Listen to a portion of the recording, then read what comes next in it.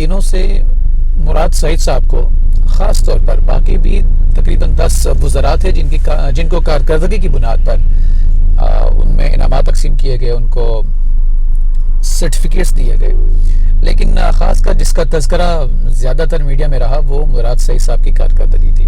मुराद सईद साहब के पास मवासलात की वजारत है और जितनी भी ये ट्रांसपोर्टेशंस हैं, आपकी NHA है, मोटरवे है, इस हवाले से जितनी भी ये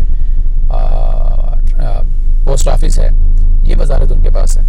अच्छा, अब ये है कि उनकी कारकर्दगी की बुनियाद पर उनको दी बेस्ट पहला नंबर दिया गया।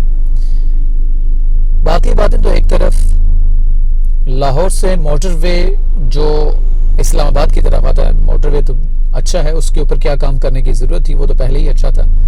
काम करने की जो ज़रूरत थी वो GT रोड था, लेकिन पिछले 3 सालों में सबसे ज़्यादा जो चीज़ मुतासिर हुई है वो GT रोड ही मुतासिर हुई है।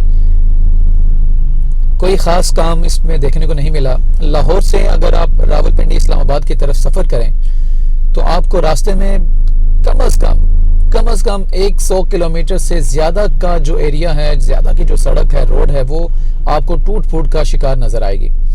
अच्छा, अब ज़्यादा दूर जाने की ज़रूरत नहीं है। इस्लामाबाद से चंद किलोमीटर की दूरी पर जब आप इस्लामाबाद से निकलें गुजर खान की तरफ, लाहौर की तरफ आप सफ़र करें तो ठीक 10 से 12 किलोमीटर की दूरी पर जो सड़क कनेक्ट करती है पिंडी से आने वाली सड़क को, इसको रवात टी चौक कहते हैं। अब मैं इस वक्त रवात टी चौक पर मौजूद हूँ और ये रोड जा रही है इस्लामाबाद की तरफ। अब मैं इस रोड पर सफ़र करने लगा हूँ। ये पहला पॉइंट है जहाँ पर किसी ज़माने में टोल टैक्स हुआ करता था। अब यहाँ पर टोल टैक्स नहीं है और ये रोड आगाज़ है इस्लामाबाद की तरफ। अब खुद देखिएगा, इस रोड को देखते जाइएगा, मेरे साथ सफ़र कीजिएगा और आपको मैं रास्ते में बताता जाऊंगा कि ये कहाँ से क्या क्या हालत है इस रोड की। और ये अभी की नहीं है, पिछले कई सालों से ये इसी तरह है।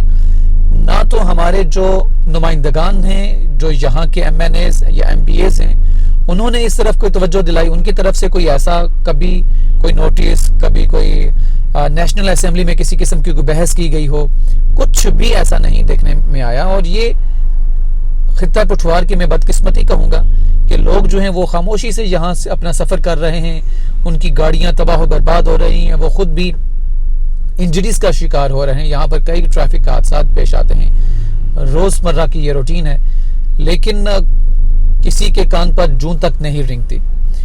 चलें देखते हैं, ये सफ़र है, मेरे साथ आप सफ़र कीजिएगा और देखते हैं कि ये इस रोड की क्या हालत है। ये सबसे पहले जो पहला पॉइंट है, माशाल्लाह माशाल्लाह माशाल्लाह माशाल्लाह माशाल्लाह, क्या बात है, हाय हाय। अब बात यह है कि गाड़ी आपकी यहाँ पर आप अगर शुरू कर दें 30-40 भी ज़्यादा होगी। ये रोड्स की जो हालत है यहाँ पर, आप सवाल ही पैदा नहीं होता कि आप 20-30 की स्पीड से ऊपर इसको आप ड्राइव कर सकें।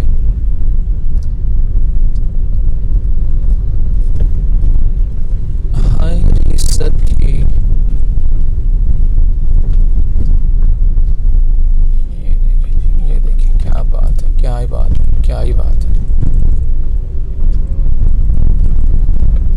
ये अभी नुक्ता आगाज़ है,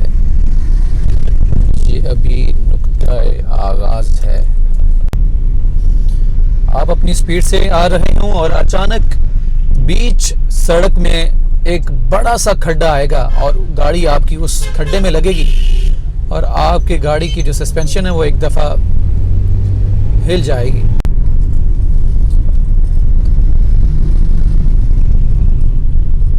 जनाब, ये रोड की हालत है, ये GT रोड की हालत है। किस कदर ये हालत देखें। ये आपको यहाँ पर बाकायदा अपनी गाड़ी को स्लो डाउन करके तो आपको गुजरना पड़ता है, वरना आपकी गाड़ी का जो बम्पर वगैरह है वो कुछ भी हो सकता है उसके साथ। तो इस्लामाबाद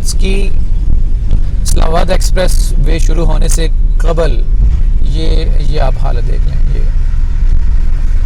हेलो देखिए आप, क्या बात है, क्या कारकर्दगी है मुराद सईद साहब आपकी। आपको मुबारकबाद पेश करते हैं। और क्या बात है जी जनाब, जीटी रोड, क्या ही बात है। अच्छा नाज़रीन, तमाम ये कारकर्दगी एक तरफ, आपने ये क्लिप्स देखे, मुख्तलिफ चंक्स देखे, ये एक तरफ, लेकिन किसी भी तरह से इसको बुनियाद बनाकर गरीदा फारूकी साहिबा ने जिस तरह से गुफ्तगू की वो जेब नहीं देता। लेकिन उसके बावजूद वज़ीर-ए-आज़म साहब मुतमईन हैं, टॉप पे नंबर 1 पे मुराद सईद की, फिर वजह क्या है? पता नहीं, वो रेहाम की किताब में लिखा हुआ है, पता नहीं किस लिए मुतमईन होंगे इनसे, आई डोंट नो।